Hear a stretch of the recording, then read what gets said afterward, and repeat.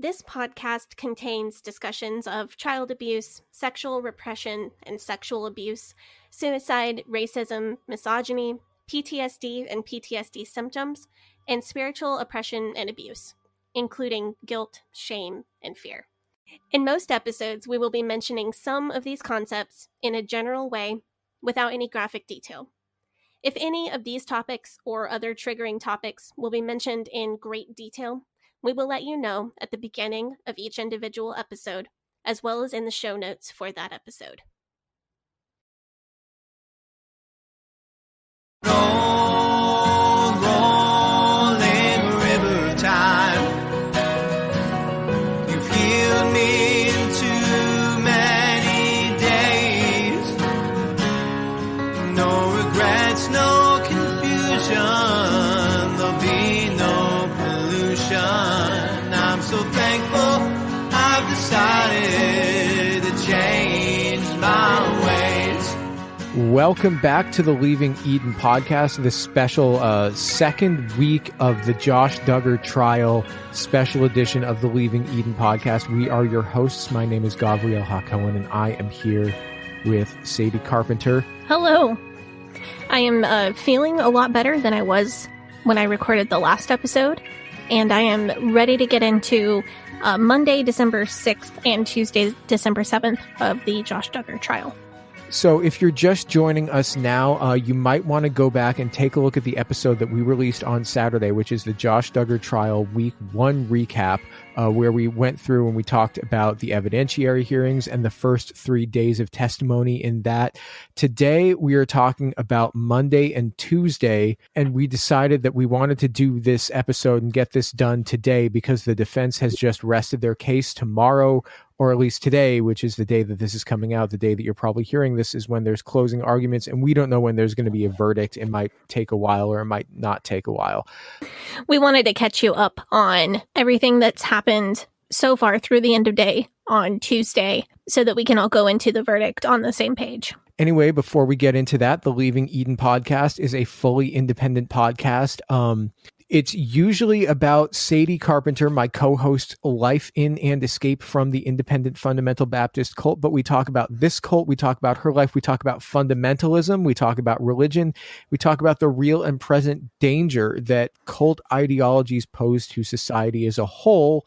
And it is our goal to promote freedom of mind, freedom of thought, and freedom of religion. So if you like the show, if you are a fan of the show, say you really appreciate our Josh Duggar trial coverage, then what you can do, you can head over to our Patreon and support our show financially, and you will get access to extended and uncensored episodes of our podcast. And we try to have a little bonus content on every single one of our episodes, except for, I think, these legal update ones, just because they're very dense. Just because they're so dense and we're in such like a time crunch when we put them out, we don't have time to do 2 edits on them.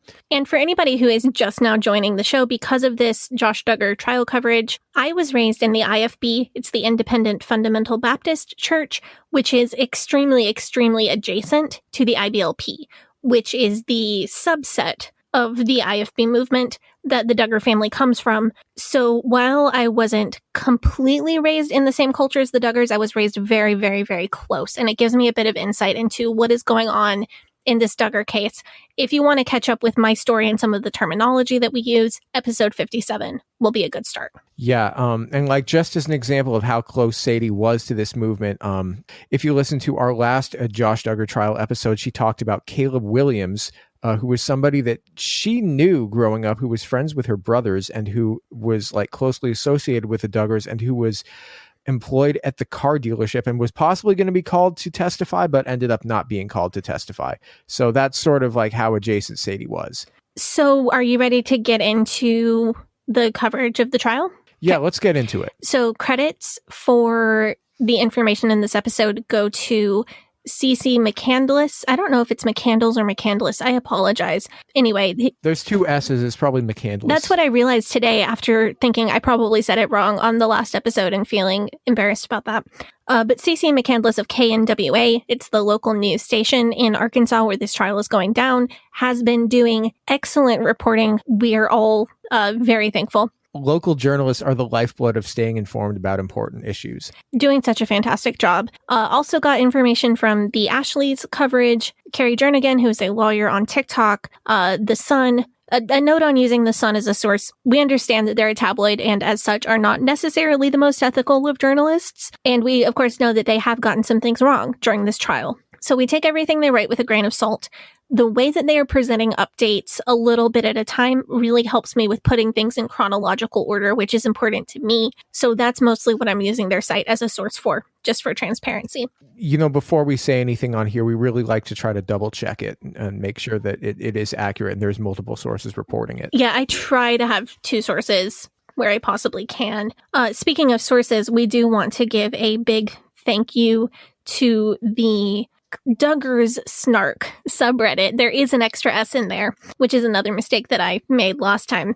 But the moderators of that subreddit have really informed how we do this coverage. They point the community towards better terminology. They lead the way for people covering the trial in depth without feeling like we are obligated or need to share any graphic details of what is actually pictured in the images that Josh Duggar allegedly downloaded. Speaking of, just like last week's trial update episode, we will be avoiding any and all graphic details of the materials that Josh Duggar allegedly downloaded. So although there is a trigger warning on this episode for general discussion of child sexual assault and child sexual assault materials, this is a safe zone for people who do not want to know the details of what these files contained. Like, all we're going to say is sexually exploitative and violent images and videos involving children. That is the most graphic that we're going to get. If you want to know what's actually in them, you can look it up. It's out there. Yeah. So if you do not want to know, the Duggar's Snark subreddit and the Ashley's coverage are your best bets. If you do want to know, The Sun has published some details. So take care of yourself. I do understand that a lot of us want to follow this case really closely, and I'm right there with you. I've been checking up on this multiple times a day. I have been posting some recommendations for distraction content and self-care on my Instagram story. My Instagram is at Sadie Carpenter Music. I have also been posting lots of pictures of my cat. So if you need brain bleach or if you need a minute to decompress, pictures of cats are always a good idea. And you can see pictures of my cat on my Instagram. All right, so let's take us into it. Okay.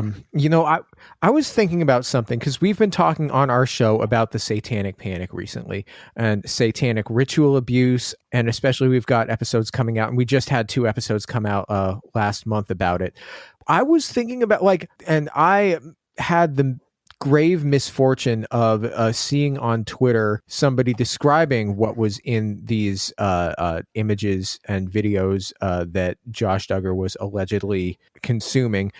And I was thinking, how is this different from the satanic ritual abuse, you know, that Christian fundamentalists have been like screaming about for years and years and years and years and years. And yet, you know, when one of them is allegedly involved in it, you know, it's, you know, they put up their shields and they circle the wagons. Yeah, the things that are depicted in the files that he was downloading or that he was allegedly downloading are not materially different from the satanic ritual abuse allegations of the 80s. I just think it's interesting that what they are afraid of is what he was allegedly viewing, but he's one of their own.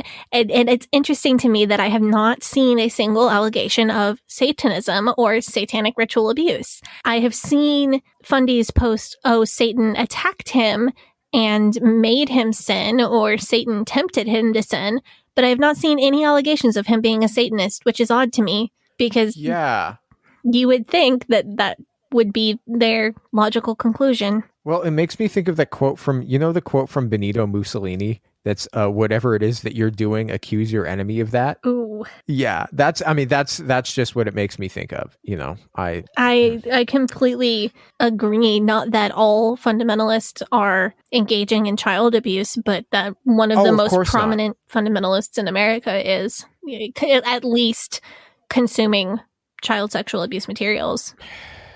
Allegedly. Still. Did I miss this? Allegedly. Did I miss the word allegedly? Yeah, I guess. I don't know. We've said the word allegedly a lot, and hopefully we are able to make it through to the verdict and be able to say one way or the other. Oh, I have 2 notes for things that happened over the weekend. Go for it. Number one, cousin Amy continues to be messy. We continue to be here for it. Notably, she called the IBLP a cult, which is the first time that I've seen that from her. Heard that loud and clear, cousin Amy. The other thing is that we talked about on last week's episode how Justin Duggar left the courthouse and gave a big smile and a thumbs up, and that was really inappropriate. His mother-in-law defended him on social media. I don't know. I know that very early marriages do work out sometimes and turn into something really beautiful. And I know that some people at 18, 19 are pretty mature, but he just seems really immature and childish. But that's really kind of immaterial to this case. That's just what the people were talking about over the weekend while we had nothing to actually talk about for the trial. Monday, December 6th, court opened with continuing the last little bit of the prosecution evidence. I think that maybe I got my little theory confirmed about the prosecution wanting to go over the weekend because they only called 3 final witnesses and only took about half a day more of evidence on Monday. Yeah, so let's talk about that. So the prosecution, what witnesses did they call on Monday? So let me do the roll call of Duggar's and associated family members, and then we'll go to that. Anna and Derek were present, like we've seen from day one. Joy, Anna, and Austin. Again, we had some new additions. On Monday, we saw Jessa Duggar Seawald and Jason and James Duggar. So 3 new Duggar sibling additions. That's it for Monday, and then there's a big bombshell in attendance on Tuesday. Oh, who's that? Well, I'll tell you when we get to Tuesday. So before the prosecution rested on Monday, they did call 3 witnesses. First up was Clint Branham.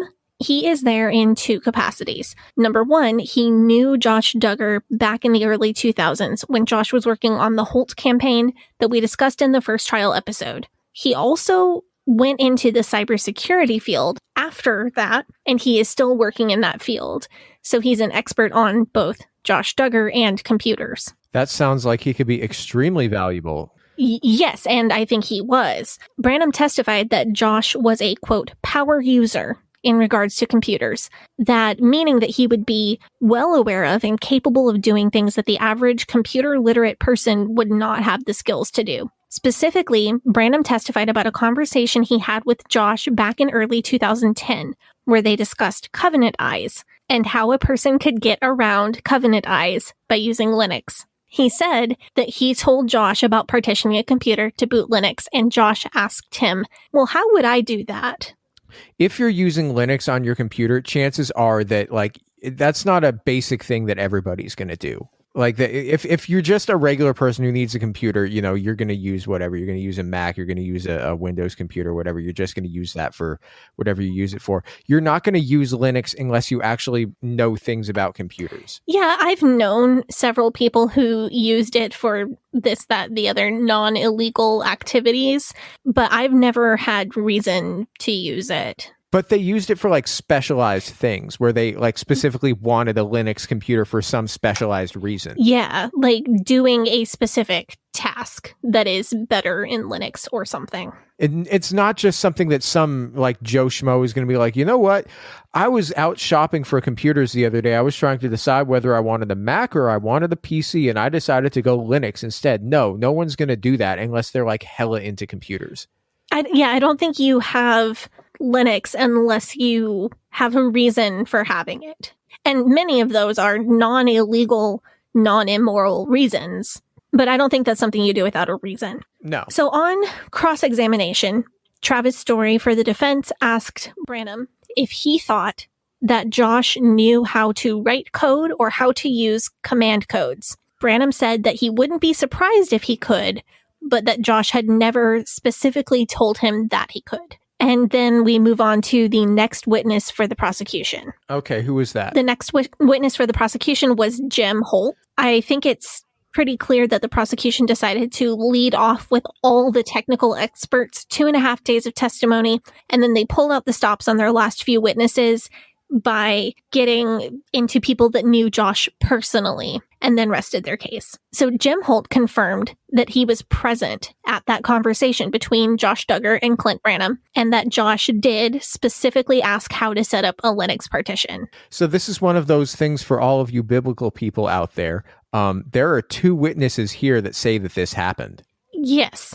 I was going to bring that up if you didn't, so I'm glad that you did. You know what? I think all this Fundie stuff, being friends with you and talking with you about all of this stuff for this long, it really has kind of rubbed off on me. So I know what to look for and I know what to listen for. I know. Sometimes I feel really proud of myself for teaching so well and you for learning so well. And then other times I feel really scared. Like, did I mess you up? So that was all for Jim Holt's testimony, because the other half of what we needed to hear from the Holt family is going to come from Bobby Holt, the final witness. I'm sure that Bobby Holt and I still would not see eye to eye on most things about the world, but within the confines of this court case, I'm a pretty big fan of her. I think she was really brave. I think that there was likely pressure, whether internal or external, for her to not testify. I think it's a big deal to stand up to somebody who used to be your best friend and testify about their son. I think that she's done a really good thing. Before Bobby testified, the judge gave the jury some instructions. He told the jury that they were about to hear evidence about past child molestation. Basically, he reminded them that Josh is not on trial for that crime. He was never convicted of that crime, but that they may give Bobby Holt's testimony whatever weight they think is appropriate when considering whether he committed the crime that he is on trial for, the crime of downloading and possessing child sexual assault materials. He told the jury that they may decide how much weight to give Mrs. Holt's testimony, dependent on how credible they find her and her testimony. So I think that's fair. So this is what I was talking about last time when I was talking about the difference between character evidence and habit evidence. Because Josh is not on trial for this other crime, for molesting his sisters. He is on trial for the crime of downloading child sexual abuse materials. Right. It doesn't go to whether he's guilty of the original crime or not. It doesn't go to whether he's a bad person or not. It just goes to, does that make him more or less likely to have committed the crime that he is on trial for? So Bobby gave the same testimony that we heard at the pre-trial hearing on Monday the 30th, which was that Josh was betrothed to her oldest daughter when they were both 14, that Jim, Bob, and Michelle were close personal friends. They called her and her husband, Jim, over to the Duggar house on March 30th, 2003, when Josh was 15 years old, and that he confessed to them at that time that he had touched 4 of his sisters inappropriately when he was ages 12 to 15, and that the youngest victim had been 5 years old at the time of him molesting her. Josh later, at a later time, told Mrs. Holt more details of his sexual assault of his sisters that were more severe details and disturbed her even more than the original confession. I do want to point out that I had done some research into this previously because I was helping a friend work through some similar trauma. And what I found in that research is that clinically, it's considered normal exploration between children for them to touch each other if they are within 2 years in age. And that may not be a comfortable thing for us to hear as adults. You are free to disagree with the clinical definition here. That is all right. I'm not putting my stamp of approval on it. But my point is that Josh was almost 10 years older than his youngest victim. And if Jim Bob had taken him to a child psychiatrist, they could have very quickly determined that this was well outside the range of normal curiosity, which is what Jim Bob has always claimed that it was. He absolutely should have known better, because if he had had his kid get a basic psychological evaluation, any good psychologist could have known that this is not what we define clinically as normal. But of course, in fundamentalism, psychology isn't real. Psychology is fake and evil and from the devil. Right, which is why that never happened. But I think that's really unfortunate, because regardless of whether he has committed the crime for which he's currently on trial, there are many other accusations against him. I think that that problem maybe could have been fixed if he had been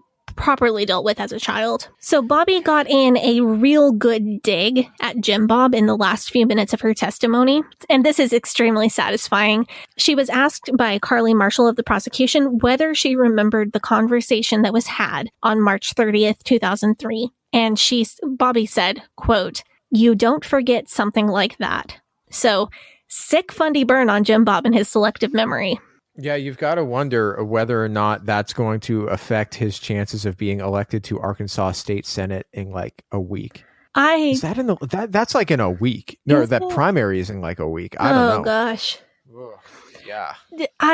I don't even know. So the court goes to break after Bobby's testimony. When they come back, the prosecution rests their case.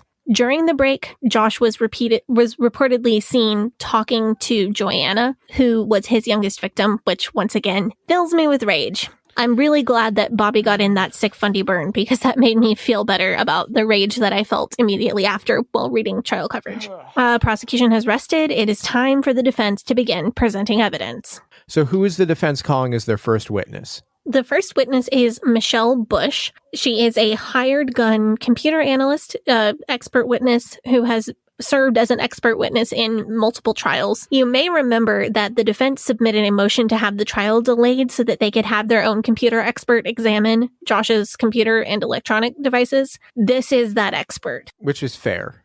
I think that was fair, but her analysis is the reason that they petition to have the trial put off a few months. So Bush says in introducing herself that half of her cases as an expert witness, as a computer analyst, involve child sex assault materials, child sexual abuse materials, and says that she examined the HP desktop computer, 5 thumb drives and SD cards, the MacBook, and Josh's iPhone.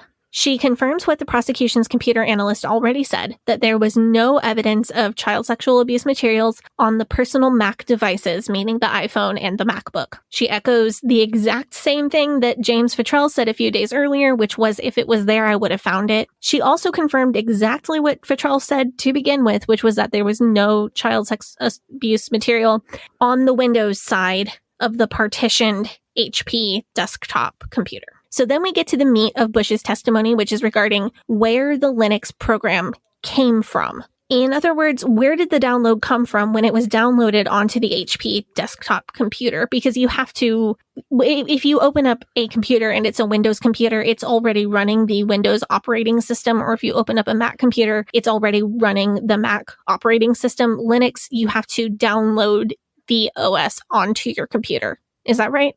Okay. Yeah, that's right. I've done this before. I've set up a partition, not for Linux. I set up, like 10 years ago, I had a Mac and I wanted to play games on it. So I was running a Windows partition on it just for playing video games. Yeah, I tried to do that on my Mac. I tried to do that to play Age of Empires on my Mac that I was issued by Hyles-Anderson College, but I couldn't figure out how to do it.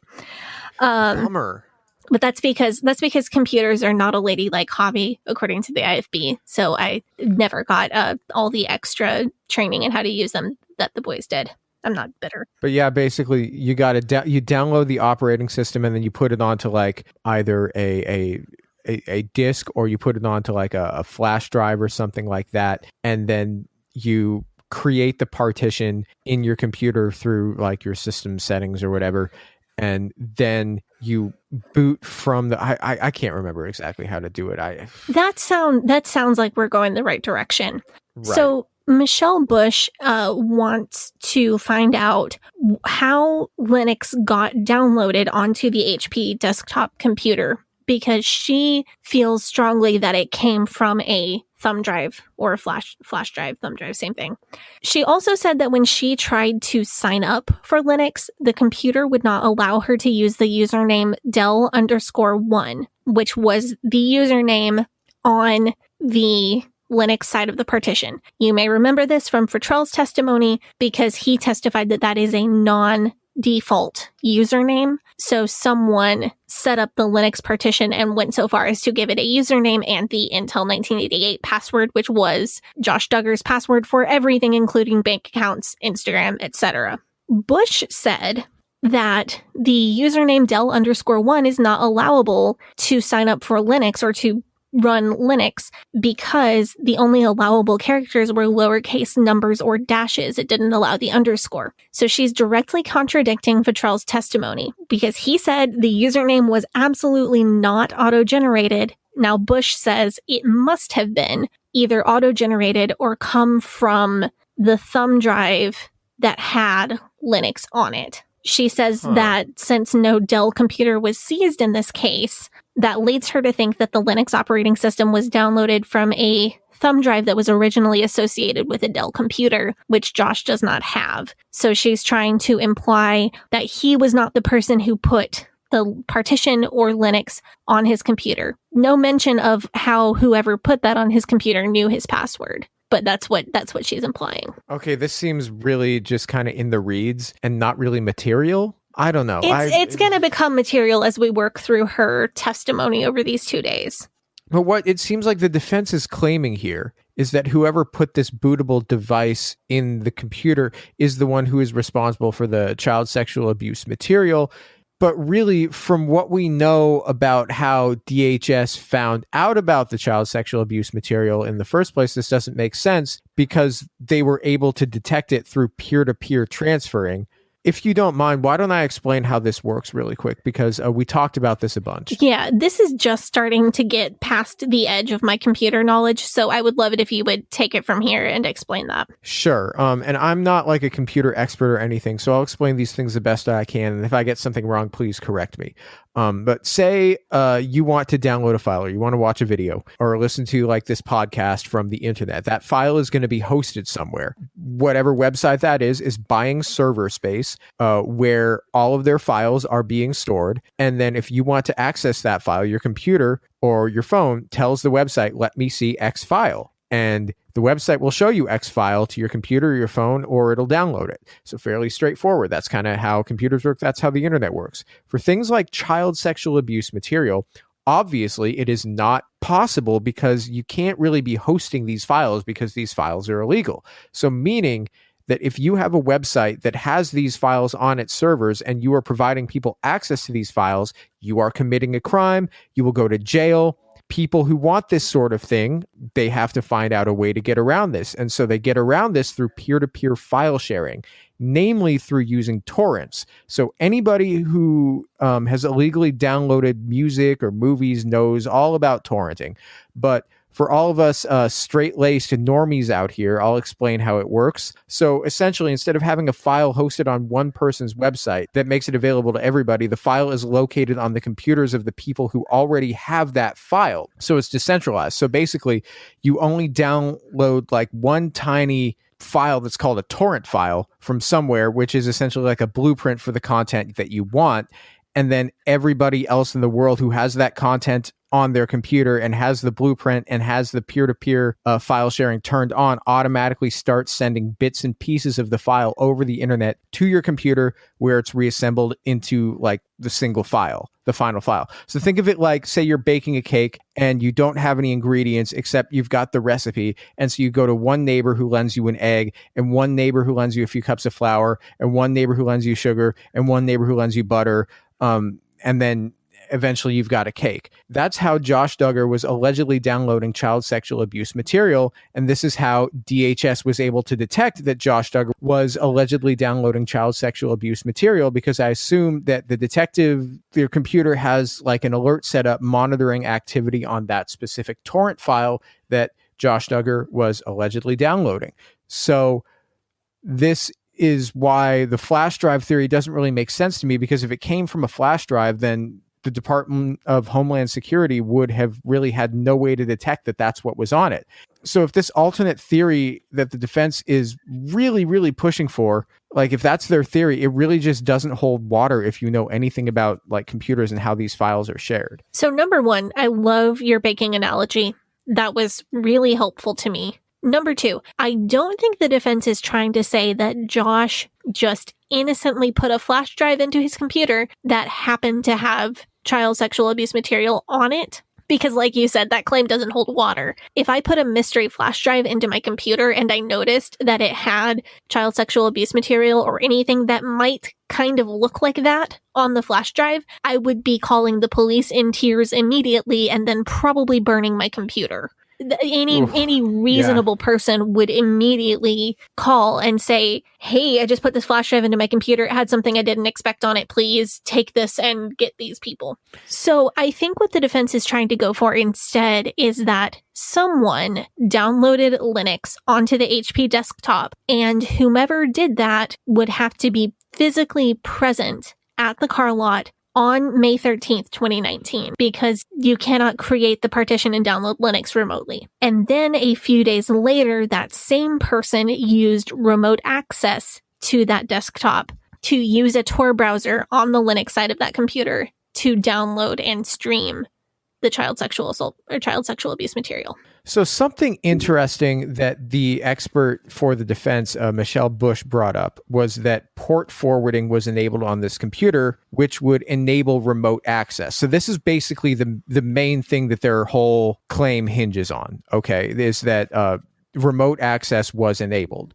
Now, this seems like a big point for the defense, but in my mind, I think it's even bigger of a point for the prosecution. So the defense is trying to say the possibility of remote access was turned on, so anybody would have been able to gain access to Josh Duggar's computer remotely.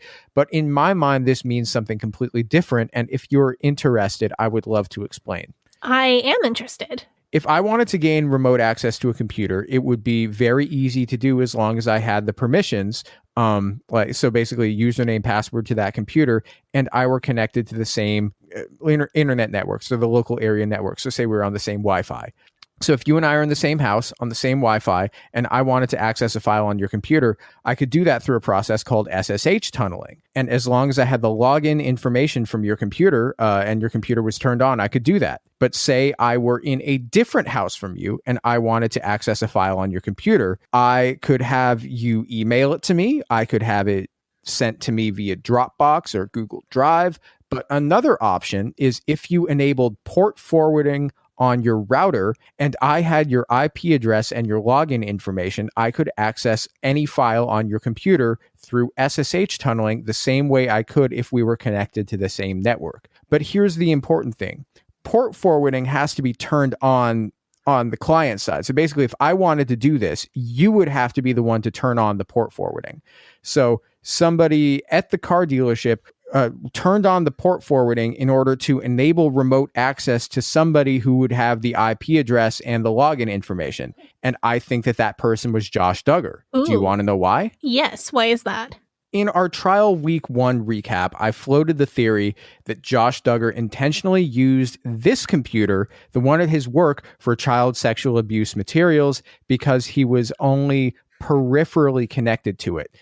And therefore, he would have had plausible deniability if it were ever discovered. So not only do I still believe this, but now I believe that he used this computer to basically store this material so that he could access it remotely through SSH tunneling. What he would do is this: he would lock up the dealership for the night, leave the computer powered on, leave it logged in to the Linux partition, and then he would turn off the computer monitor but not the computer itself, so that nobody would see what was showing up on the screen if they happened to be walking by, peeking through the window. He could go home and use SSH tunneling to remotely access anything on the Linux partition of his computer. And I think that the testimony that we heard earlier about, Duggar being a power user or whatever also backs this up. Yeah, so let me make sure I've got this right. So if port forwarding was on at the car dealership, he has the IP address. So he could access anything on either side of the partition, hypothetically, depending on which one he left booted. Yeah, so he would also need the login information, right, and the permissions. Right. Yeah. But if he left the Windows side booted and running, he could access anything on the Windows side. And if he left the Linux side booted and running, he could access anything on the Linux side. Yes. Okay. I mean, it would be kind of a pain, but he could do it. So I do want to point out that let's look at this from the defense's perspective for a second. That would mean that whoever, if they're going to say that someone else used remote access to get into this computer and did the SSH tunneling, but it wasn't Josh Duggar, it was somebody else, that person would still have to have the IP address for the car dealership and also Josh's login information. Exactly. And also say it's it's a dynamic IP address, not a static one. And a dynamic IP address means that it changes. Then, say the IP address changes and you don't have it, and now you want to access these files, you're shit out of luck. So I was just going to say that you trust me. We're business. Yeah, I trust you. Business partners. I have your HBO Max login information, but I don't have the password that you use for your HBO Max and also your bank account. No, and because those are different passwords because you're not looking to get hacked. And also, I have no clue what your IP address is. I would have no reason to ever know that. If they are saying that somebody else used remote access to get into the HP computer from the car lot, that would have to be somebody who was fairly trusted. I feel like there have to be relatively few people they could pin this on. Well, we're going to get to that later. Okay. But further, I think that this theory from the defense of remote access was brought up specifically because Josh Duggar knows that port forwarding was turned on the router. So he knows this because he's the one that turned it on. So he could go to his lawyer and say, I think it was possible that there was remote access to the computer, and his lawyer can go and hire an expert and say, hey, do you want to check on this router and see if the remote access port forwarding was turned on? And she can look at the router and say, hey, look, port forwarding was turned on. Somebody could have accessed this remotely. I do want to bring up that Josh Duggar said to the Homeland Security agents who were recording him in their truck at the time of the raid, he said to them that his router and internet system was secure. If he did have port forwarding on, which is your theory, then he was lying to those agents. Well, if he was telling the truth to those agents, then remote access is a lot less likely. Or it could be, well, my network is secure, but I'm the only one that knows the permissions to get onto it. Like, that's true. That could still line up with your theory. You're right. Secure is relative, but I just want to say, like, so if you know what you're doing with computers, this is not difficult stuff to do, okay? So if you ask your IT person at work about this, they could probably enable this in a matter of minutes. If you want proof of how easy it is, like I did this on my home computer when I was in 10th grade. Because I didn't have an iPhone, I had an iPod Touch that I had jailbroken, and I would use SSH tunneling from my computer to get onto the phone and move files around and stuff because it was jailbroken and I could do that. And I thought I was elite hacksaw, but I was like probably, 15 or 16 doing this. Josh Duggar, he knows how to do this. He's 33. And if you can't remember how, there'll be a YouTube video showing you how.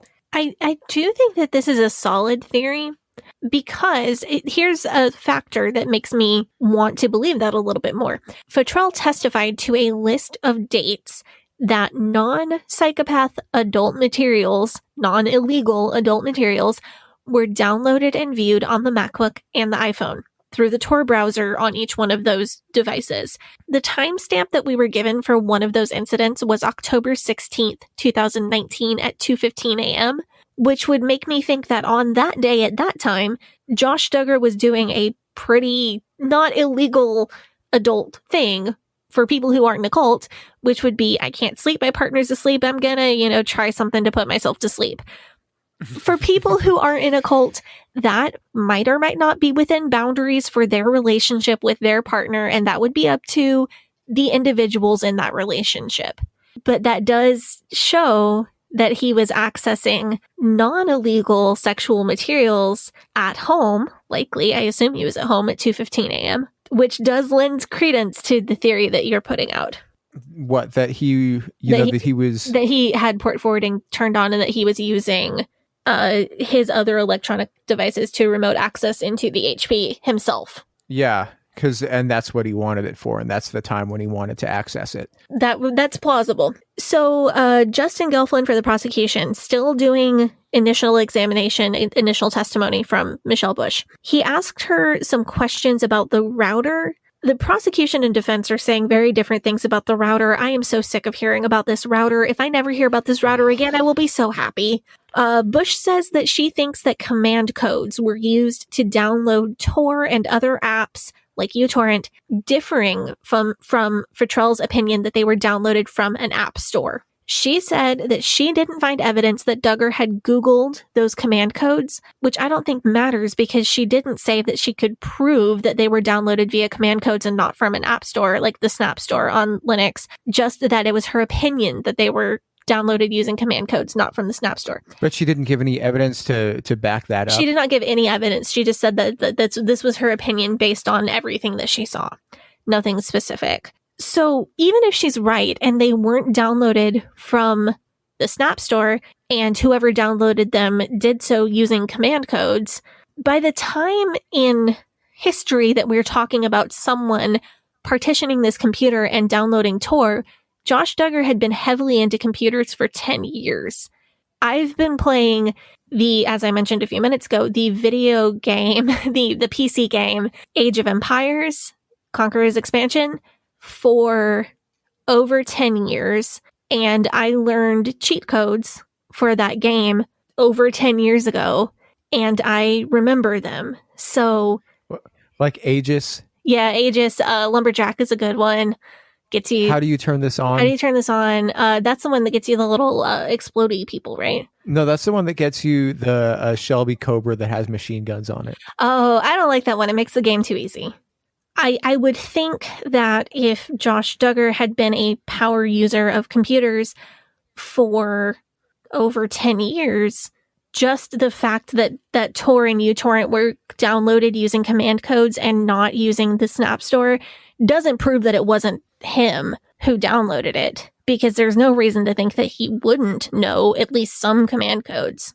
But that's just my opinion of that. And chances are, if you're using Linux, you're using it because you want a Unix-based system, and so you can use the command line like you could on Apple. Right. But and yeah. The conversation where he asked Clint Branham how to download Linux took place in 2010. That would give, by the time the partition was downloaded, 9 years of experience with Linux, and you're telling me he doesn't know a single command code? Let's finish up her testimony on Monday the 6th. Michelle Bush said that and then we can take up the offer. Yeah, we need to. Okay. She said that she could not rule out remote access, but there are apps on Linux that could allow for remote access, but she didn't find evidence of those apps on the HP computer. She also said that remote access can be done with command codes. Then like I was saying with SSH tunneling, that's what that is. And then her testimony gets a bit weird, because she says that, yes, child sexual abuse materials were downloaded on May 14th between 5:05 and 5:40 p.m., matching Futrell's timeline, but that no one had to be behind the computer when that happened because it was streamed over a network. She said that some of the thumbnails of child sexual abuse material on the computer had never been viewed. And about one specific file, she said that it was streamed around 11:30 a.m. on May 16th, 2019, and that at 11:33 a.m., it was deleted by putting it in the computer's trash bin. She cannot know how long it was viewed, but she can tell that it was deleted 29 seconds after the end of however long it was viewed. I know this seems hyper-specific and not important. It's going to come back. Okay. So here's the thing. I think that anybody who was downloading horrible, disgusting, illegal material would watch the thing they downloaded and then delete it. I don't think this piece of evidence does Josh Duggar any favors. That's just what literally anybody who committed this crime would do. I mean, it's just like if you shot somebody, what are you going to do? Are you going to hold on to the gun, or are you going to throw it over, like throw it into the river? You're going to wipe it with a handkerchief and throw it in the river. Yeah, it doesn't.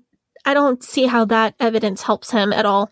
She also testified that some of the files were successfully downloaded, but there were failed attempts at downloading some of the files, and that some were only pieces of files, like partial files, got through. Again, I don't see... That's like what I was saying. That's exactly what you were saying. That's like what I was saying with the torrenting. That he had a torrent for it, and that like either the torrent failed or the computer... You know what probably happened was he was downloading it onto the computer, and then he had to be like, I got to use the computer for real stuff now. Switch over to the Windows side and use it for car dealer stuff. And then it got interrupted. That makes sense. Again, I don't think that does him any favors, because that doesn't do anything about the fact that someone made dozens of attempts to download child sex abuse materials onto that computer. So the gist of her testimony, it all boils down to there was no child sex abuse materials on the MacBook or the iPhone, which we already knew. The prosecution should have seized the router, which is debatable, and she thinks remote access is a possibility in this case, which is debatable. Several Redditors have chimed in on this, saying that they are computer experts and that Bush's testimony has basically been word salad intended to confuse the jury and muddy the waters. My gut feeling is definitely to agree, even without complete confirmation that those people are who they say they are. Of course, I'm biased and I'm not a member of the jury on this case, so I can't say for sure, But I do have some more news for you about Michelle Bush when we come back on Tuesday morning, December 7th. Okay. Do you want to take up the offering and then we'll do that? Let's do it. Hey, Sadie here. If this is your first time listening to the Leaving Eden podcast, make sure you go back and check out episode 57. It's a primer episode for new listeners. That episode tells my personal story and gives you all the terms and information that you'll need to know going forward. Also, check out our cult true crime series, The First Family of Fundamentalism, so that you can get the whole cult story. If you like our show, you can support us by joining our Patreon, where we have extended and uncensored episodes as well as other bonus content available. You can also join in the discussion in our Facebook group. That group is called Eden Exodus. Tell a friend, tell a family member, tell your worst enemy. The Leaving Eden podcast is a fully independent podcast, and we really appreciate your support. Now, back to the show. All right, we are back. We have gotten everything through Monday, December 6th. Now we are on to Tuesday, December 7th. Sadie, do you want to talk to us about Michelle Bush's testimony on the 7th? I do, but before we get into that, so it's actually cross-examination from the prosecution, but before we get into that, we got to do the Duggar roll call for the day, because this day had some developments. Anna and Derek and Austin have become the regulars. Joanna was not present on Tuesday. Tuesday also saw Jason Duggar, who was there on Monday, with the addition of Jana Duggar, the oldest Duggar girl, and a mystery woman who is probably her friend, Jana's friend, Laura. New additions also included David Keller, who is Anna Duggar's brother, and his brand new wife, Hannah Reber, who is the daughter of Josh's court-appointed babysitters. I kind of feel bad for these two. They were just married in November, and they're already attending their first trial together. But also, I don't feel bad for them because they're choosing to be there. I feel bad for Hannah Reber because I feel like her parents have put her in an untenable position. How old is she? Oh, young. I don't even know. These people get married super young. I don't know Hannah Reber's exact age. But she's a legal adult. Yes. But I was going to say, so then she's safe from Josh, but then I remembered Danica Dillon and she's not. So Hannah, I feel like she's been put in a terrible position because her dad basically voluntold the family that they were going to be Josh's court-appointed babysitters between until the trial happened. And Maria Reber, Hannah's mother, was clearly not into it, was pretty upset, but got pushed into it by her husband. At least that's what it certainly looks like from the outside. Hannah Reber was teaching piano lessons to children out of their home and had to move her business a few months before her wedding to accommodate Josh Duggar. And now she's married to Josh Duggar's brother-in-law. I feel like she's been put in the worst position of all of this because she's now stuck being related to this person no matter how the trial shakes out. It's just going to be a mess for her. The other big attendance bombshell, though, from Tuesday is that Jim Bob Duggar himself showed up.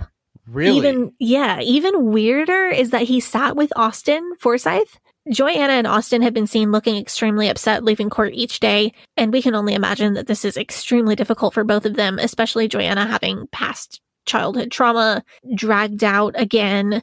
I really do feel for her. The unconfirmed report from The Sun is that Jim Bob Duggar originally sat down next to Austin, Joanna's husband, in the front row or in the family section of the gallery. And then when there was a break, Austin got up and walked to the back and sat someplace else. Ooh. Seemingly maybe to get away from Jim Bob. I don't know. I could be reading too much into this, but we all need a little bit of tea to get us through this horrible thing. Yeah. Okay. So what happened on Tuesday? What was Michelle's testimony?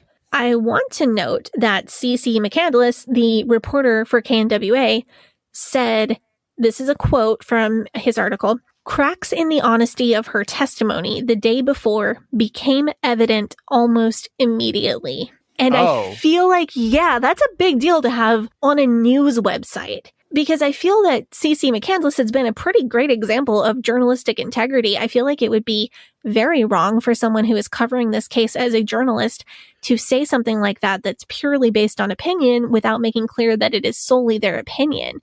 So that makes me think that it was very evident as a matter of fact in the courtroom that her Monday testimony was not completely transparent. What specifically about it didn't hold up to scrutiny? So here's what she was asked and gave some wishy-washy answers to.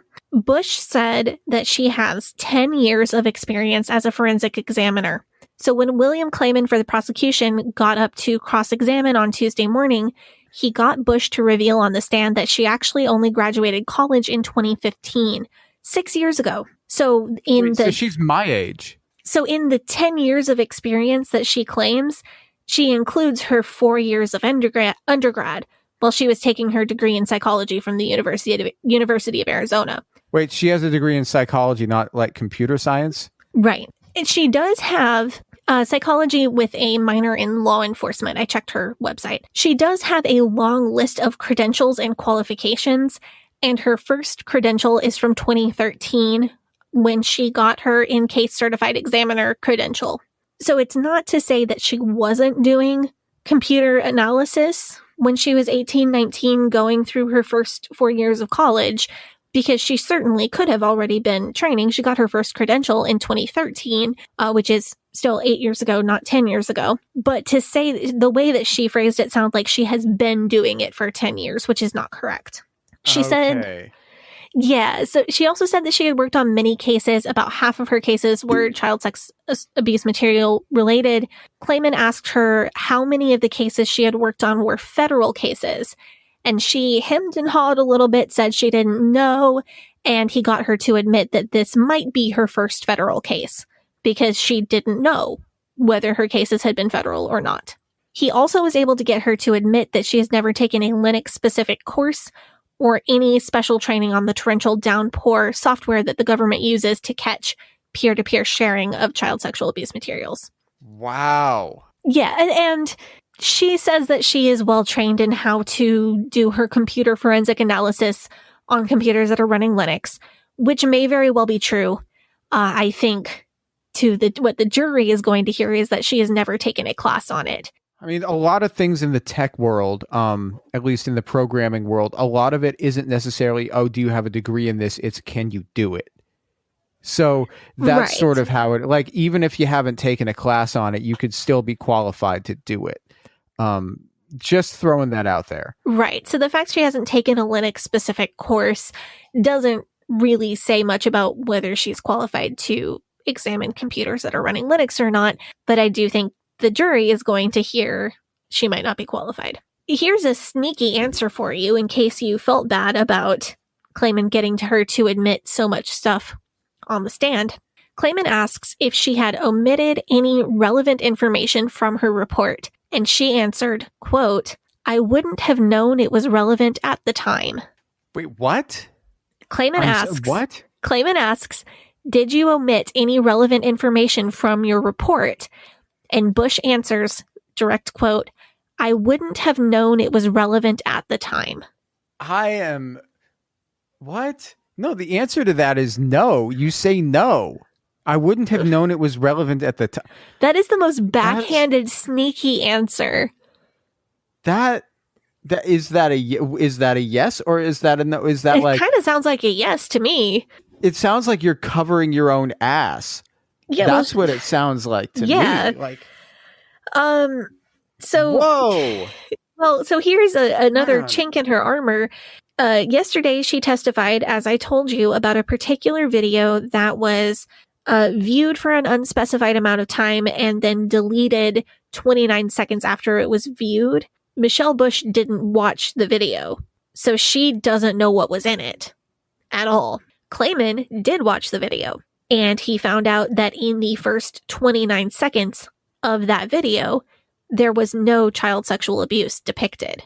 So maybe someone was looking, whoever downloaded and watched that video was looking for that specific content, did not find it in the first 29 seconds of the video, and deleted it. Possibly. Interesting. Yeah, and Bush just didn't bother to watch the video. That seems like that is a huge oversight. Yeah, like she's testifying about this specific video and she has no idea what's in it. Wow, that's yikes. That's egregious. How, like, She did not make herself look particularly good. I thought the Duggars were supposed to have money to be able to hire, the best lawyer and the best experts. What are they doing here? Well, maybe there's just not much she can say without directly incriminating Josh Duggar. Maybe, possibly. You know what this is like to me? This is like, say you are making a souffle, and then, just like a very like fancy souffle, and then you're like, you know what I'm going to do? I'm just going to cover the whole thing in like Hershey's chocolate sauce. I mean, that's not terribly inaccurate. I read her testimony as much as I was reported on that I could read because I'm not paying for court transcripts yet. I'm going to see if I can get them for free first. But I read the reporting on her testimony on Monday, and I thought, she doesn't sound like she's doing a very good job as an expert witness, but I didn't want to come to that conclusion on my own because I'm not there and I can't predict how she's affecting the jury, which is what really matters here. But then I saw reported in actual news articles that she did a very bad job. So I feel more comfortable in my original assessment. Like if actual journalists are saying that she just completely melted and shat the bed under cross-examination, that's probably true. Yeah, that's probably not a good sign for the defense. I mean, they've got to be, they've got to try to be a bit objective impartial here. And they're going to be like, look, it did not go well. So let's just continue on with the cross-examination because it does not get better. Klayman asked Bush about some websites that were bookmarked on the Tor browser, including one site that is known for having, it's like a directory to other sites on the dark web. And part of that is a directory to sites that have child sex abuse material. So it is something that you would know the name of if you were an active person on the dark web. Oh, that's where you go to find the address of what you're looking for. She confirmed that site was bookmarked on the HP. He asked about one specific zip file of child sexual abuse material that was found on the HP. And Bush said that she didn't know what it was. Klayman seemed to be making the point that anyone who is actually an expert in this type of cases would be well aware of that particular file because it's one of the ones with it's one of the ones with the biggest names. It's one of the ones that gets passed around a lot and people know it by name. It's famous. Yeah, I don't like to use the word. I don't want to use famous and I don't want to use popular because that just breaks my heart, but that's correct. It's notorious. It's infamous. Notorious maybe would be better. So then we get back to the whole remote access port forwarding thing. Klayman was able to get Bush to say on the stand that she did not find any evidence of the computer being accessed remotely. She did qualify this by saying that she couldn't prove that it wasn't accessed remotely. Oh. And that the router would have given her more information. Of course, the prosecution's next question was, well, why didn't she go get the router then and check? And she said, directly quoting again, "I'm not going out to try to find additional evidence." So she could have probably just asked the defense team if she could have the router because the feds didn't seize it, but she just didn't. Wait. So she's saying. So my whole theory about she says port forwarding was turned on. I just misread that she's like, well, I didn't say that it wasn't turned on. What are you doing here? Yeah. So she could have just gone and found the router and told us whether it was turned on. Right. Okay. So this wasn't even like, man, all that stuff I said earlier. Never mind. If you're a computer person and I totally made an ass of myself and showed that I know absolutely nothing about computers, I rest easy knowing that I did so for no reason. This is what makes me go back and feel more solid in saying that she was just there to try to confuse the jury and muddy the waters. That's exactly what it seems like she was trying to do. Because like if she went and found the router and found out that port forwarding wasn't turned on, then they are dead in the fucking water. Yeah, then she'd either have to perjure herself or tell the truth and blow her whole theory. So The next bit was a thing that really went over my head. It was about copy stream URLs. What I got out of it is that it's a different type of URL that cannot just be copied and pasted. All the computer experts that have testified seem to be in agreement that this is a pretty advanced thing to know how to do. The interesting bit here relating to Michelle Bush is that Clayman reportedly asked her if she was familiar with copy stream URLs, and she said yes. And then he asked her a simple, specific question about it, and she couldn't answer. So she was apparently not actually that familiar with it. Wow.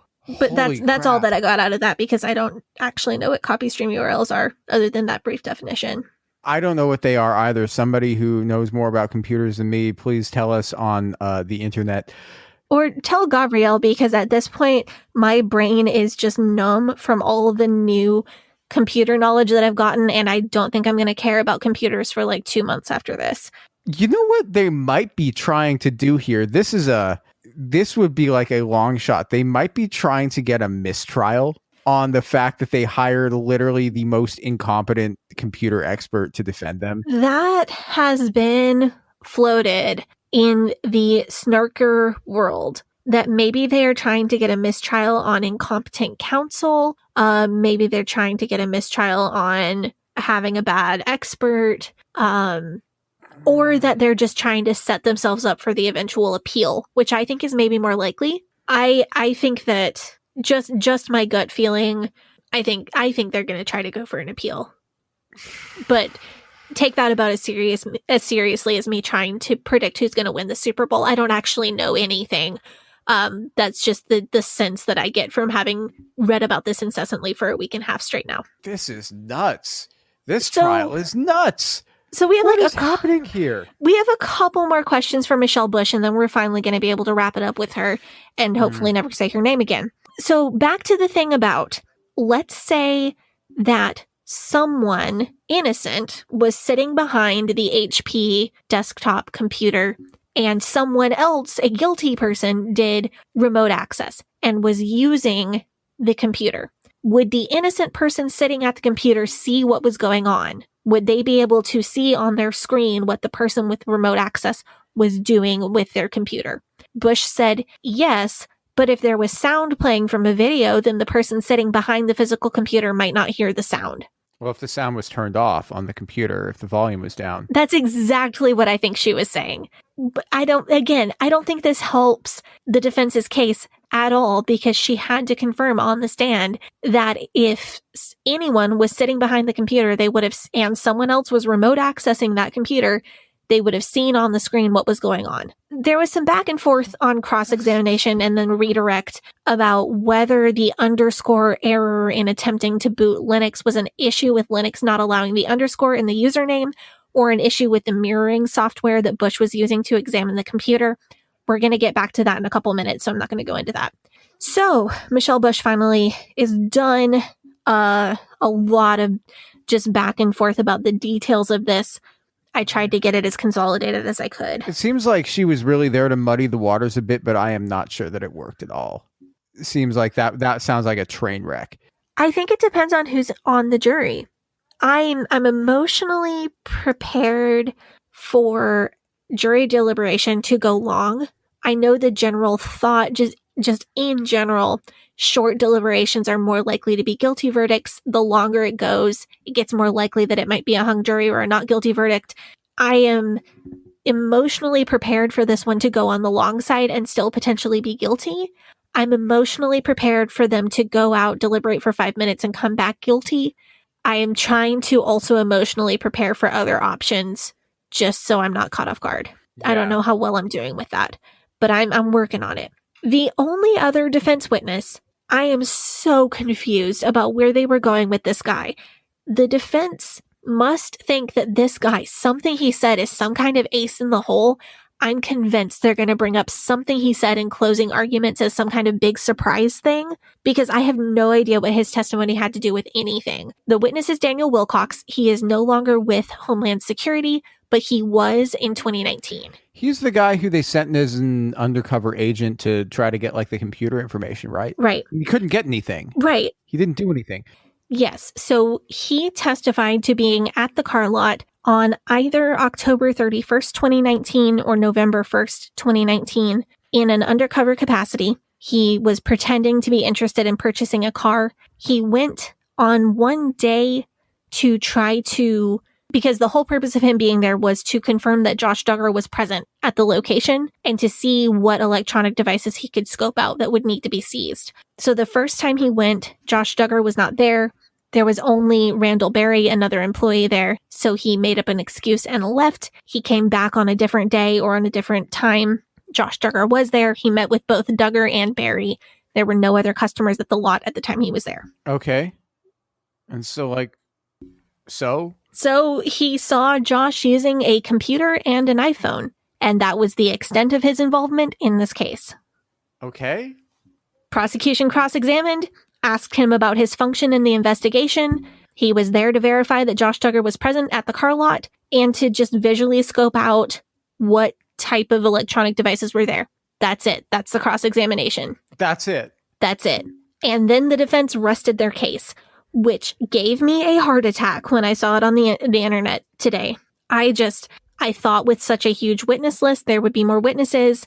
I do understand, though, that the defense doesn't have the burden of proof. They do not have to prove that Josh didn't do it. They just have to raise reasonable doubt. You know what I think? What? I think they called Wilcox because they wanted to have more than one witness, because if they only call that one witness, that's a fucking disaster. I think that's possible. Because you know who they didn't call as a witness? Josh Duggar. Exactly. He did not testify in his own defense at his own trial. I think they know that he's just not credible with the jury at this point, especially after the mess that Jim Bob made last Monday. Well, that and the fact that if he gets up to testify, he will melt under cross-examination. So is it unusual for the defendant not to testify in their own defense? Because I was under the impression that people often don't testify at their own trial because of the Fifth Amendment. I don't know. Sometimes they do, sometimes they don't. It really depends. I think there would have been such an easy out if he did testify, because he could have made up some kind of narrative about how, proposing an alternate theory of how this got onto his computer. I don't understand why he didn't testify. Because if they put Josh Duggar up on the witness stand, what are they going to do? They're going to ask him, the prosecution is going to get him on cross-examination. They're going to ask him, where were you on this date at this time when the child sexual abuse material was being downloaded? And he's either going to say, I was at the dealership, or he's going to say, I don't know. Neither of those are great answers. They're going to ask him, do you know how to set up a Linux partition? And if he did, he's either going to have to lie and say he doesn't, that he didn't, or, he's going to have to say, yes, I know how to set up a Linux partition, because we've already heard Branham say in his sworn statement that Josh Duggar knew how to do it because he told him how to do it to get around Covenant Eyes. And then they're going to ask him, were you using your phone to text your wife that you would be home late? And he's going to have to answer that. He's going to have to say, yes, I was texting my wife to tell her that I was going to be home late. Or he's going to have to say, no, somebody else was using my phone. And then they're going to have to say, oh, well, who was using your phone? And then who's he going to say was using his phone? He's going to have to pull somebody out to say, this guy was using my phone. He said he would vouch for me, and then he's not going to have an alibi. So they're going to be able to place him at the scene of the crime at the time that the crime was being committed. And then he's going to have to get up there after admitting to molesting his sisters and say, I have no sexual interest in children, and I did not download the child sex abuse material. And they're going to see the lie in his eyes. Think about how his lawyer stood up to shield him from the jury, to keep the jury from looking at him when they showed the images on the screens. The defense wants the jury to think as little about Josh as a person as possible, because they know that he's unlikable, and they know that he's a creep, and they know that he just looks guilty. No, I think that must be absolutely right. So do you remember that interview where it's Torre interviewing R. Kelly, and he asks him, do you like teenage girls? And R. Kelly says, when you say teenage, how old are we talking? Yes. Unfortunately, I do remember. I think they're trying to avoid another one of those situations. R. Kelly, by the way, is another person who did not testify in his own defense. I guess my confusion comes from the fact that I just don't put it past Josh to perjure himself. I cannot tell you whether he's guilty of the crime that he is on trial for. And of course, I cannot tell you whether he would lie on a witness stand or not, because I was not there for the alleged crime, and I am not in his head, thank God. But I am pretty strong in my opinions that he did commit the crime, and I am pretty strong in my opinion that he would not think twice about perjury. I think that whether or not he perjured himself, he would get up on the witness stand and the cross-examiner could probably get him to say something that he did not intend to say or did not want to say. Like if he got up there, say he got up there and took the Fifth Amendment, they'd convict him for sure. He'd have to get up there and say, it wasn't me. That's true. And then what's his alternate theory? Yeah, that's true. Taking the Fifth when you're suspected of a serious crime makes you look really guilty. Dave Hiles. Yeah, Dave Hiles got off, though. But you want to know why Dave Hiles got off is because he was smart enough to destroy the evidence. Allegedly. So that's it for the defense. The defense rests after Wilcox. The prosecution, they went to a sidebar in the judge's chambers about whether the prosecution could call a rebuttal witness, or that's potentially what the sidebar was about. We don't know. The prosecution was able to call a rebuttal witness. They got Futrell back on the stand. He was able to demonstrate for the court live, as I understand, like on a computer, that he had no problem installing Ubuntu with the Dell_1 username. And Ubuntu is the Linux operating system, is the Linux build that Josh Duggar was using. Right. I understand them to be not the same thing, but pretty much the same thing. Ubuntu is a version of Linux. A version of Linux, right. Yeah. But it's so Futrell showed them, I'm going to do it now, and installed it with the Dell_1 username, and it did not reject the username because of the underscore. He also demonstrated that he was able to download Tor, uTorrent, and the VLC media player, which is what whoever viewed the child sexual abuse materials on the HP computer used to view them. Futrell demonstrated that he was able to download all three of those apps from the Snap Store without using command lines. On redirect, Justin Gelflin for the defense said that while that may be possible now, it may not have been possible in May 2019 because uTorrent has done software updates since May of 2019, which I think is obviously complete bullshit, but I don't know what a jury will think because we don't know what kind of people we're working with on the spectrum from I can open a Word document and type with 2 fingers to I've partitioned my own computer to pirate movies. Oh, this is 100% bullshit. I've personally done all of these things on computers because when I would volunteer at Free Geek back in 2009, they would use Ubuntu on some of their computers. Is he really arguing that uTorrent and VLC and Tor won't work on Ubuntu? That is 100% bullshit. Well, he's saying that, well, yeah, you can download it from the Snap Store now in December of 2021, but how do you know that they were available on the Snap Store in May 2019? Ubuntu, VLC, and uTorrent are all open source. This is just nonsense. I mean, you could look that up. It would be very easy to find out that information. Right. It's simply because I spent several years working with outdated Apple devices. In my experience, software updates don't typically change whether you can or cannot download something from an app store. So I'm personally calling bullshit on the software update part. Yeah. There was one more back and forth about remote access and the freaking router that I am so sick of hearing about. God. Fuck this router. I feel like tomorrow, if my husband says there's a problem with our router, I might just reflexively explode. You're going to get triggered by selecting Wi-Fi networks is what's going to happen. You're going to just smoke coming out of my ears. I am so tired of hearing about this router. And then prosecution and defense both rested rebuttals. That's it. We will see closing arguments on Wednesday morning, December 8th at 9 a.m. Arkansas time, which is Central Standard Time. If you don't mind me saying, the defense of Josh Duggar sounds like an unmitigated disaster. So that's what I thought reading about it. But then I thought, well, I'm really biased. Maybe I'm wrong. So then I went and read what a lot of experts said about it, and they all said the same thing. They called 2 witnesses. One of them didn't really say anything. And the other one, I think, actually weakened their case somehow. They called an expert witness whose job it was to to cast doubt on this, and the expert witness did not cast doubt on anything but her own qualifications. Qualifications and abilities. Yeah. The only thing I am really concerned about, and I am not experienced enough to know if this is just something that happens in movies or if this could potentially happen in real life. I am worried that something Wilcox said on the stand, he was up there for such a short amount of time and they asked him so few questions. I feel like something they asked him was specifically worded so that the defense can bring it up in closing arguments and do a mic drop moment.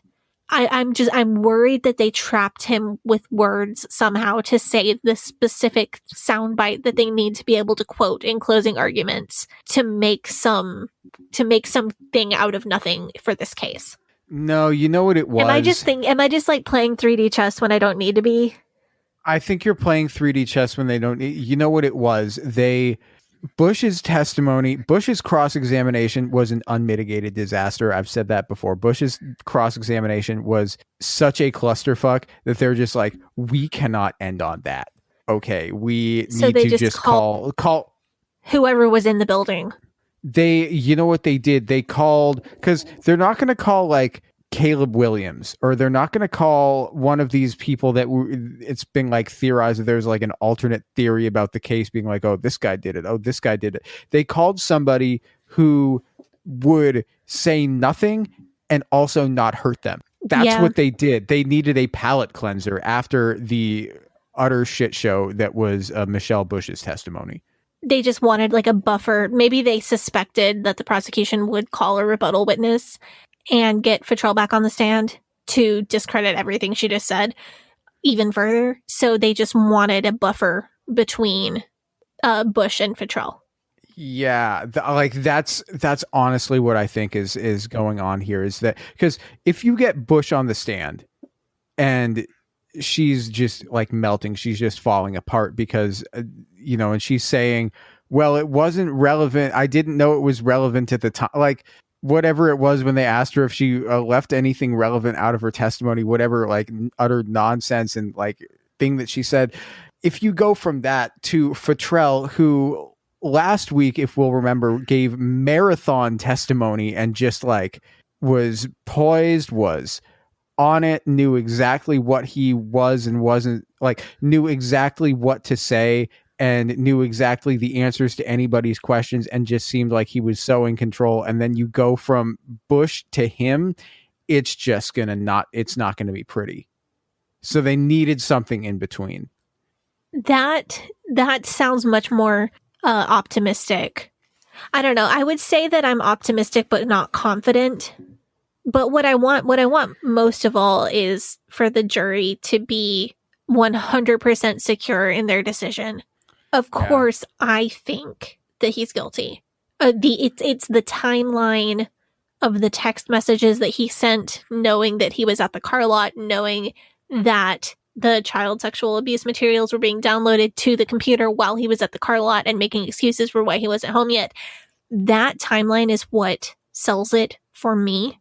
But more than anything, I want the jury to be 100% convinced in whatever they decide. Of course, I hope that they decide what I think is just and right. But I will definitely be saying a prayer for them before I go to bed tonight, that they will be clear and that they will be confident in their choice. So I think now it's time that we wrap this section of the episode up and then we move on to something. I don't know. Do you want to talk about Anna? This is sort of something that I was thinking about because we talked about, like last time, we talked about how she saw one of the images that Josh was allegedly looking at, and she was completely unfazed by this. And there was a theory posited by various people on the internet. I don't know if we want to talk about this, about Anna's reaction or lack thereof to seeing the material that Josh was consuming regarding the violent nature of the child sexual abuse material. I think it's possible that Josh has an interest in especially violent sex, and that because she is married to him, she has become desensitized to it. So I just have a couple points about this theory because I've seen it floating around. Somebody posted it in our Facebook group as well. I don't know. I feel weird about even talking about it just because. So, well, you don't want to speculate, like, you don't want to get too deep into trying to dig into Anna's brain because she is not the person on trial here. And I don't want to dig into married people's bedrooms. That's not my business. So let me just tell you what we do know that could potentially shed light on this without trying to say, oh, she definitely thinks this or she definitely thinks that, because I feel weird about that too. So we know that Anna knew some of the information about Josh's sexual assault of his sisters and another unnamed victim, Jane Doe 5, when he was a teenager. Anna knew about that before they were married by her own testimony on national television. If Danica Dillon's accusations, which never went to court, are true. Oh, I believe that shit. I absolutely believe her, but we can't say they're absolutely true because that was never tried in court or anything. But if that's true, then Josh does definitely have a propensity for violent sex. If he did indeed download the materials that he is on trial for downloading, then that doubles the evidence that he has a propensity for violence. And if one or both of those things were the case, then it does seem likely that Anna would have been subjected to or exposed to some amount of violence from Josh. And if all of that were true, then it would be plausible that seeing these images might just not be a big surprise to her.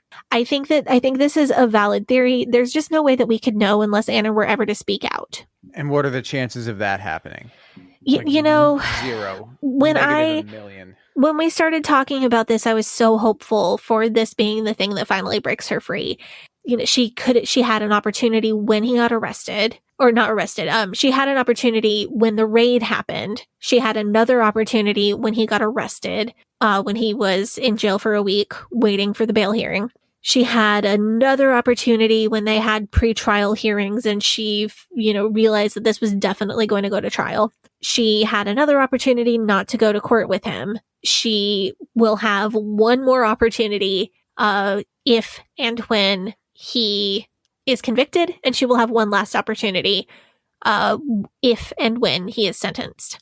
I think she's passed up an awful lot of opportunities. So every time that she would have a place to potentially exit and she doesn't take it, I get less and less hopeful. So I'm really losing hope, unfortunately. Think about this. Think about it from her perspective, is that if Josh gets locked away, then he's gone. Then he's not damaging her or her family. Yeah, and she's just like, but she still gets that money from Jim Bob. Right. I want to challenge people to be willing to see Anna both as a victim and as someone who is failing to protect her children and has failed to protect her children from potentially a violent predator. Allegedly, possibly. I think that I have started to see people kind of polarize around she's got to be one of those things or the other. And I don't agree with that. I think that the most likely thing is that she is a victim of her circumstances, a victim of the IBLP's teachings, a victim of educational abuse, and she has failed to take the exits that she should have taken. I'm not going to come down on one side or the other with this. I think that she can be both. Yeah. So here's another question. Do you think the prosecution has done a good enough job of proving their case, or do you still have questions about what happened here? I can't think of a specific question that I would have as a member of the jury. I think if anything messes up this case, it's going to be that Homeland Security didn't seize the router. I understand from reading all this testimony that they didn't seize it because they didn't think that they needed it, because they thought they had a strong enough case without it, and they didn't think that having it would make any difference in their findings. I think the jury members may see the same thing that I see. They didn't seize it because they didn't need it to prove their case. Michelle Bush having to say on the stand that she did not find any evidence that someone remotely accessed the computer will probably be a very good thing for the prosecution, I imagine. I don't think that's going to sink it. Here's the reason why I think that's not going to sink it, is because the defense have been like, no one looked at the router. Why didn't anyone look at the router? Why didn't you guys look at the router? They're just like, the prosecution didn't look at the router. Well, you guys didn't look at the router either. If there wasn't anything that was going to be on the router, like if there was so much information that was going to be on the router that could have cleared him, why didn't you guys bring that to light? Right. If the router was that important, don't you, the defense, have the router? Yeah. Isn't it Couldn't you? in the basement of the Big Ten mansion someplace? I am going to stick with what I said about being optimistic but not confident. I feel like we're going to have a verdict by tomorrow. You think it's going to go that quick? And I think we'll have one by end of day Wednesday. The TikTok lawyer, Carrie Jernigan, said that each team will get 30 minutes for closing arguments. And then I've also read in general court rules, they cannot bring up anything that hasn't already been said. So I think we're going to wrap up. We'll be back with you guys when we have a verdict in this case. Sadie, do you have any last things to say before we wish these people good night or good day or whatever it is? No, I think we'll see you when there's a verdict. Yeah. Anyway, until next time, this is the Leaving Eden podcast. If you like our show, if you want to support our show, you can join our Patreon. That is patreon.com/Leaving Eden podcast. You can go and you can join our Facebook group if you want to talk about this trial with other people. If you decide that you want to join our Facebook group and talk about this trial, please put a CW in front of your discussions of it. But the Facebook group is called facebook.com/groups/Eden Exodus. Our subreddit is also called Eden Exodus. And you can follow the podcast on Facebook and Instagram at Leaving Eden Podcast, on Twitter at Leaving Eden Pod. Sadie, do you want to plug your social media? Yes, you can follow me on Instagram at Sadie Carpenter Music, where you can see cute pictures of my cat if you need to decompress from all of this. You can follow me on Twitter at HellYesSadie, and you can follow me on TikTok at Sadie Carpenter 1. And you can follow me on Facebook, Instagram, Twitter, and Clubhouse at GAVRIELHACOHEN. And until next time, hope that you guys have a good day. Bye-bye. But old rolling river of time healed me in too many days. No regrets, no confusion, there'll be no pollution. I'm so thankful I've decided to change my ways. I'm so thankful I decided